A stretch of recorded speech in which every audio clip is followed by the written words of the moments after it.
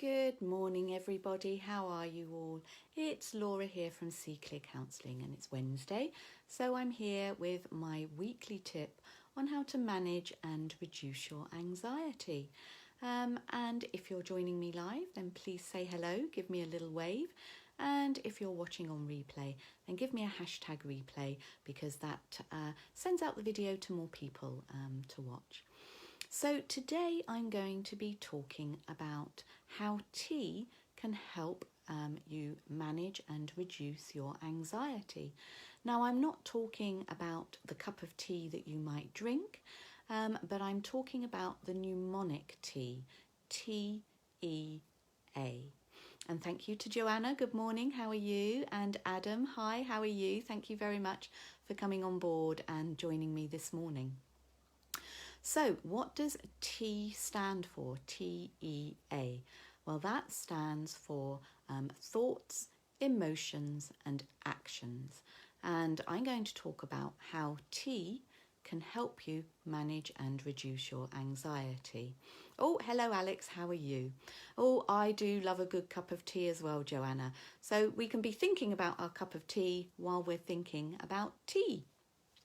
So for those of you who don't know me, my name's Laura. I'm a counsellor and cognitive behavioural therapist, and I specialise in working with anxiety from my private practice, See Clear Counselling in Poole in Dorset. And if you want to know anything more about the services that I offer, then you can go to my website, www.seeclearcounselling.co.uk, or you could join my online anxiety support group, Beating Anxiety. Just search for us in the Facebook search bar. So let's talk about this tea that can help us manage and reduce our anxiety. So as I say, it's not the cup of tea that we'll drink, Joanna, but we can drink a cup of tea and enjoy that. But I'm talking about thoughts, emotions and actions, which spell tea. So in cognitive behavioural therapy, what we say is that our thoughts and our behaviours, our actions, will lead to how we feel, our emotions. And Adam's saying he prefers coffee. I don't have a mnemonic for coffee, so we'll stick with tea for this mnemonic, but you can always drink a cup of tea while you're thinking about this mnemonic, Adam. As I say, our thoughts and our actions will lead to how we feel emotionally. And so let's think about how this works in real life and how we can lead into this spiral of negativity, which can lead to anxiety and depression if we get caught up in this thought, emotion, action spiral.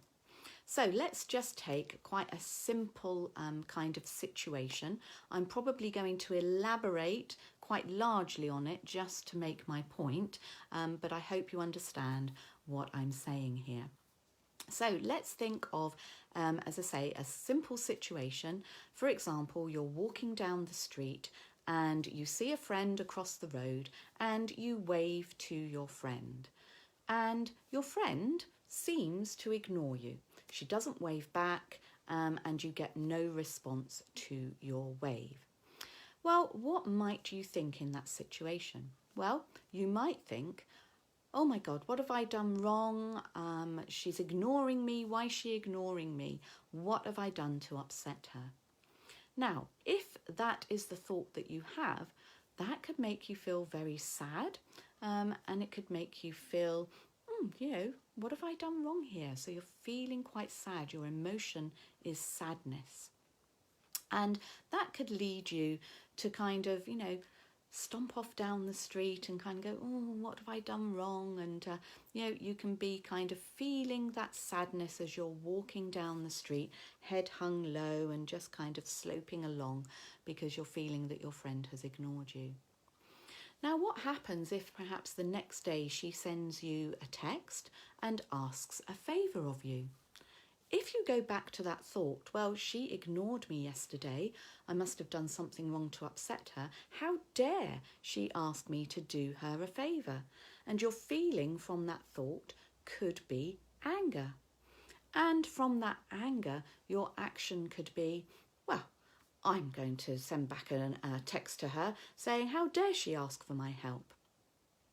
So you're acting on that anger that you're feeling that came from your thought.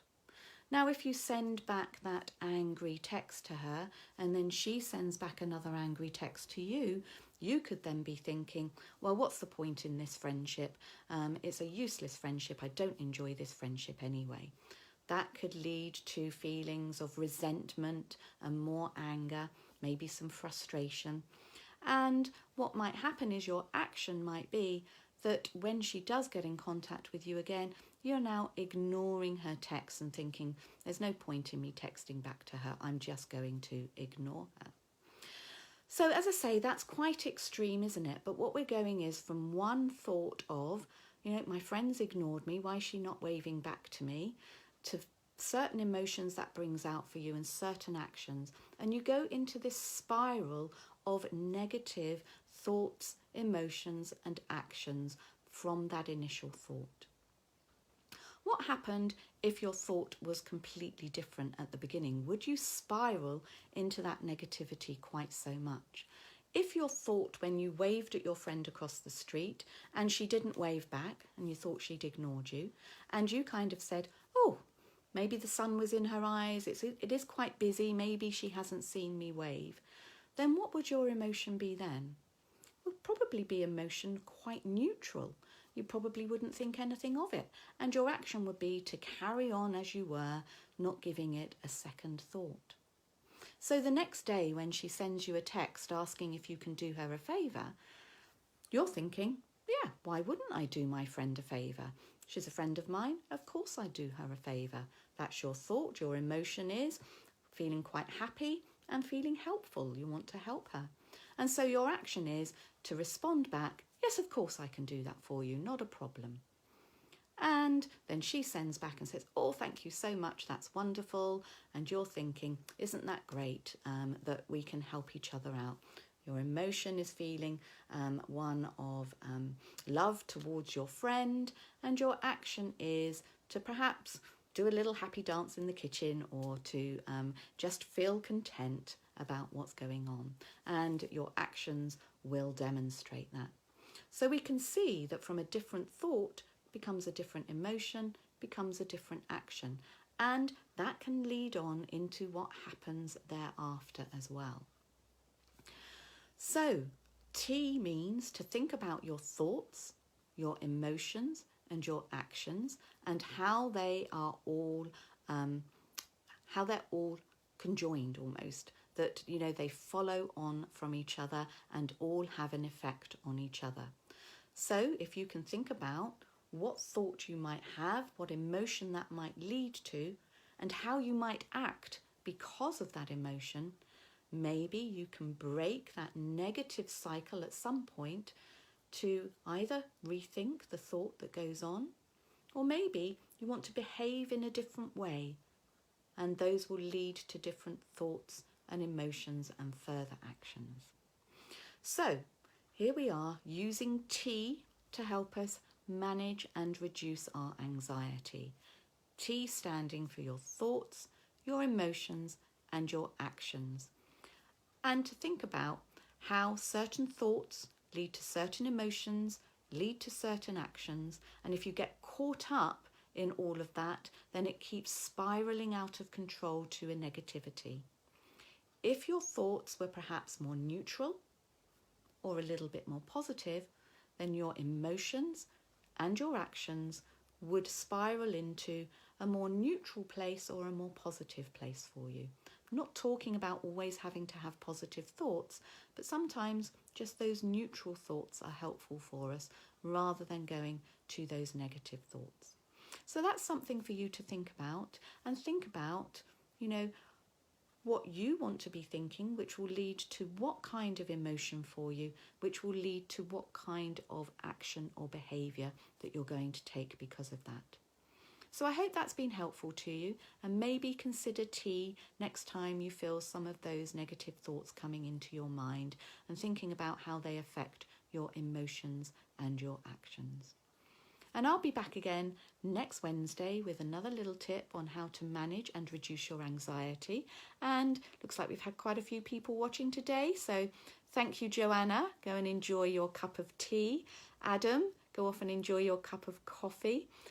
Alex, Mandy, Dana, Shane, Roger, thank you all so much for joining me, and I will be back again next Wednesday with more tips on managing and reducing your anxiety.